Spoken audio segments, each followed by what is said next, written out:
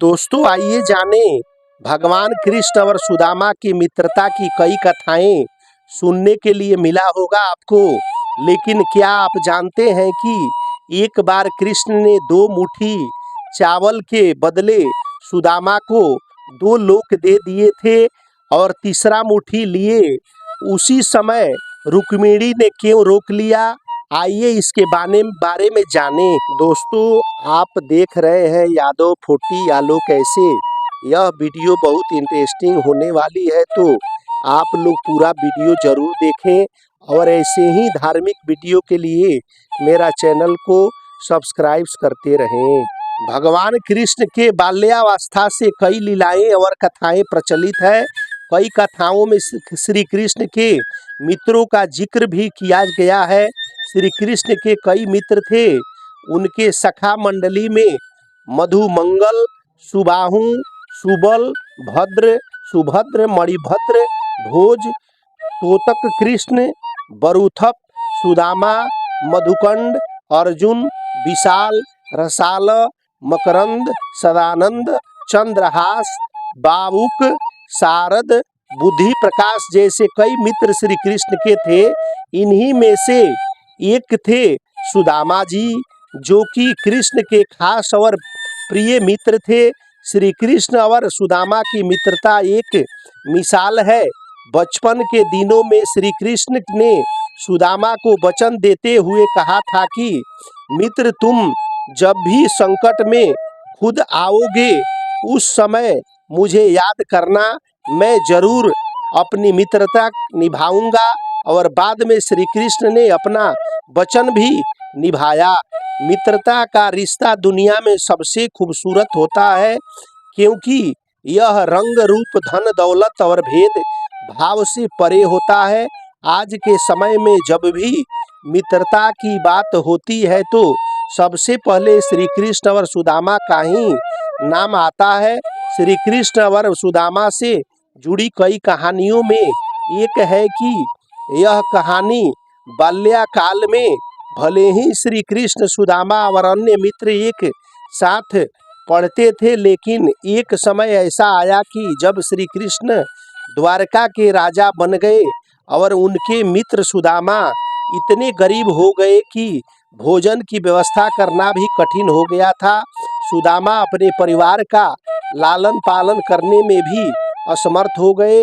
तब सुदामा की पत्नी सुशीला ने उन्हें द्वारका जाकर द्वारकाधीश श्री कृष्ण से मदद मांगने के लिए उनको कहा।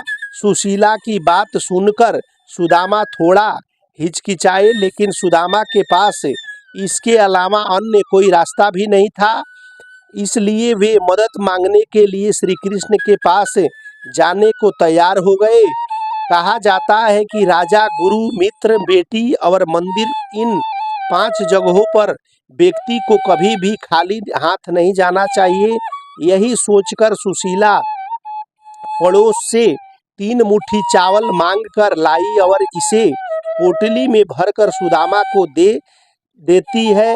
कहा जाता है कि इसे कन्हैया को भेंट कर देना। सुदामा जब द्वारका नगरी में श्री कृष्ण के महल पहुँचे तो महल के बाहर खड़े द्वारपालों ने सुदामा को हीन दृष्टि के भावना से देखते हुए पूछा कि वह यहाँ किस लिए आए हैं। जब सुदामा ने अपना परिचय दिया और कहा कि वे कृष्ण के मित्र हैं, तो द्वारपालों ने भीतर जाकर यह बात कृष्ण को बताई। श्री कृष्ण अपने मित्र सुदामा के आने का संदेश पाकर महल से द्वार के पास दौड़े दौड़े आ गए और सखा सुदामा को गले से लगा लिया।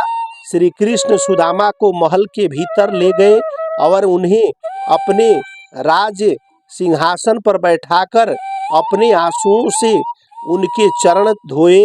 कृष्ण को देख उनकी पटरानियां और महल में मौजूद सभी लोग आश्चर्यचकित रह गए। तब भी यह सोचने लगे कि द्वारकाधीश किस व्यक्ति के चरण धो रहे हैं। कृष्ण ने वहां मौजूद सभी लोगों को बताया कि ये उनके सखा सुदामा है। कृष्ण ने जब सुदामा से कहा कि वह उनके लिए क्या संदेश लेकर आए हैं। इतना सुनते ही सुदामा को लज्जा आ गई और उन्होंने अपनी पोटली छिपाकर कहा, कुछ भी नहीं। इतने में श्री कृष्ण बोले, क्यों झूठ झूठ बोल रहे हो, क्यों सखा? क्या आज भी बचपन की तरह तुम मेरे हिस्से के चावल खाना चाहते हो? यह कहते हुए कृष्ण ने खुद ही सुदामा से वो पोटली ले ली और चावल खाने लगे। जैसे ही कृष्ण ने एक मुट्ठी चावल खाई तो इसके बदले में उन्होंने सुदामा को 1 लोक की संपत्ति दे दी। इसके बाद कृष्ण ने दूसरी मुट्ठी चावल खाकर सुदामा को 2 लोक की संपत्ति दे दी। लेकिन कृष्ण तीसरी मुट्ठी चावल खाने जा ही रहे थे कि रुक्मिणी उन्होंने रोकते हुए बोली, प्रभु, यदि आप तीनों लोक की संपत्ति उन्हें दे देंगे तो अन्य सब जीव जंतु और देवता कहाँ जाएंगे? रुक्मिणी का बात सुनकर कृष्ण रुक्मिणी को वही बात रुक गए। इस तरह कृष्ण ने सुदामा की मदद की और प्रेम पूर्वक उन्हें विदा भी कर दिए।